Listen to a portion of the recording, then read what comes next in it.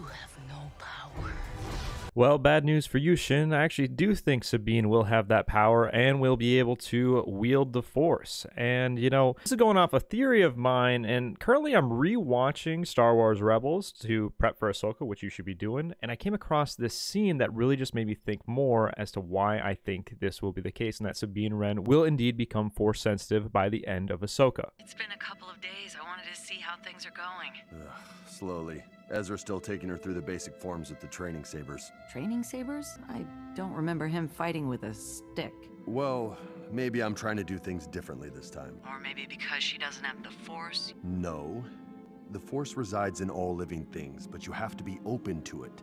Sabine is blocked. She's so expressive and yet so tightly wound. She's so... Mandalorian. Ugh, very. And this is from Season 3, Episode 15, Trials of a Darksaber. And for reference, this is where Kanan is attempting to teach Sabine Wren how to wield the Darksaber, and he has a conversation with Hera about it. And the key takeaway of this clip is that moment where Kanan says the Force resides in all living things.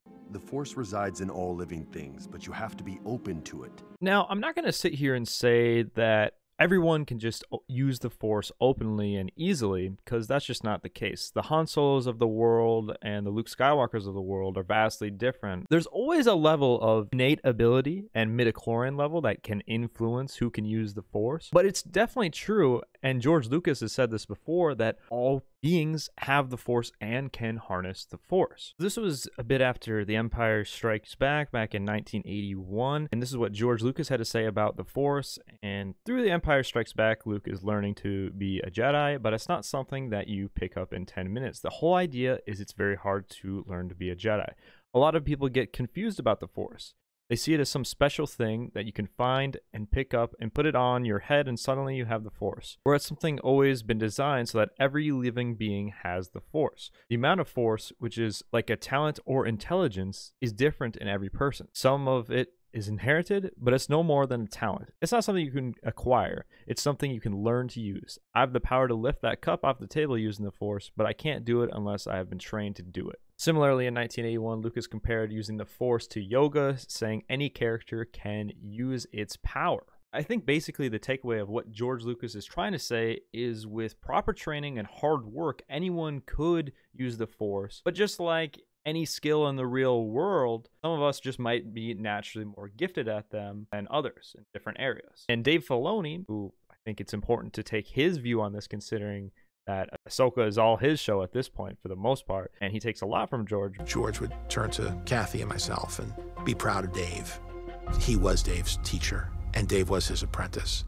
But yeah, Dave is George's protege or his apprentice, and here's what Dave Filoni had to say about the Force in 2015, that all Star Wars characters are Force intuitive.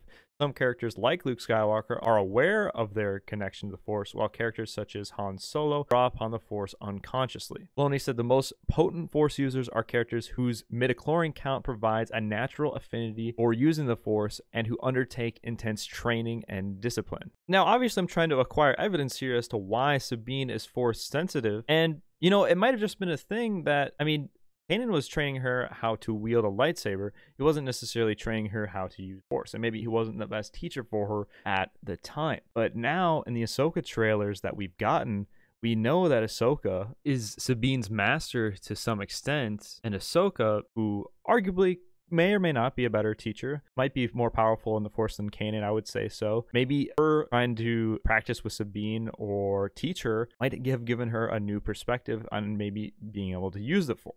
Also, take, say, Anakin Skywalker and Obi-Wan Kenobi, for example. Anakin is the example of just the most innate talent that he's just born with, right? Obi-Wan Kenobi, he wasn't very powerful in the Force to start off with, but he trained extremely hard, harder than anyone else, to get to become Jedi Council member, very powerful in the Force, and strong enough to be able to win a fight against somebody that had more midichlorians or more innate power in Anakin Skywalker. You can discuss how he won it if you want, But regardless, what I'm trying to get at here is, although Sabine maybe hasn't been able to use the Force yet to our knowledge, I think that Sabine will be able to, just based off the evidence and the foreshadowing in Rebels, are already using a lightsaber. And some people just use the Force without knowing it. A lot of like the best pilots, say Hera Syndulla, she could be Force sensitive without knowing it, and that aids in how she's just such a good pilot. And with the scenes in Rebels pointing that evidence that she could become Force sensitive, and just the trailer, they're kind of hinting at Sabine training with Ahsoka, training with the sabers, and I think that's just them pointing at to us to be not so shocked and be like, hey, that doesn't make sense, because she has been training and putting in the work to be able to finally use the Force. Now, a real question though is just a matter of when in the show, if she does actually end up being Force sensitive, when will she use it? Now, we've gotten a couple trailers where we can see that there's two different fights between Sabine Wren and Shin Hati. So my theory as to when I think that this will happen is actually that clip where Shin says, "You have no power." I think that's their second fight. So I'm guessing in the first fight, maybe Sabine tried to use the Force or something like that, but she couldn't. And then Shin saw that. So now in the second fight where she has shorter hair, Sabine, she tries to use the Force again, and Shin's saying, oh, no, you can't do that. But this time she actually is able to use it. So that's when I think it will occur, when in that moment when she's saying she can't. But we'll just have to see. Again, this is just my prediction. I mean, why not at this point? Because although she's holding on to Ezra's lightsaber, that's going to be her lightsaber from now on. That's not going to be Ezra's, so might as well. Obviously, in the Star Wars galaxy, from what we know, there's a lot of people that are non-Force sensitive, and we've got our Force sensitives. Like in Clone Wars and just in general, the Jedi seek out younglings and young babies that already are using the Force. Now, how I see it is essentially, I would classify them as almost like Force geniuses. Like similarly to how there's like a tiny percentage of true geniuses with over 145 IQ out there. These Force sensitives are really just the ones that are just born with innate, super powerful Force abilities that makes it easier for them to harness. The people that don't have this just born gift per se are at a bit of a disadvantage, but it doesn't mean that they can't use them. It just means that Sabine and those out there have to be much more determined, put in a lot more work for less results. So that might mean Sabine might end up being Force sensitive, and she just might end up being weaker at first and really going to have to perfect her craft if she does end up being able to break that wall to use the Force. And although, yes, Sabine is a Mandalorian and she is stubborn, I think that might play into her becoming Force sensitive because she's stubborn and never quits. You're not committed to this. You should quit. I don't quit. I never quit.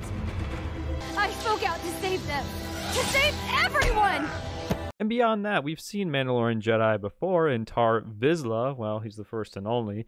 But, I mean, Grogu's kind of getting there, and who's to say Sabine cannot? But yeah, this is just my prediction and evidence as to why I think Sabine will end up being Force sensitive in Ahsoka. But yeah, make sure to check out the bizbro show. We'll be streaming every week after Ahsoka to give our thoughts and discuss with you guys and other people. And every Wednesday, we'll be covering Ahsoka as well. So make sure to subscribe, hit that notification bell. This is going to be a ton of fun. I'm so excited for Ahsoka. Let's get it.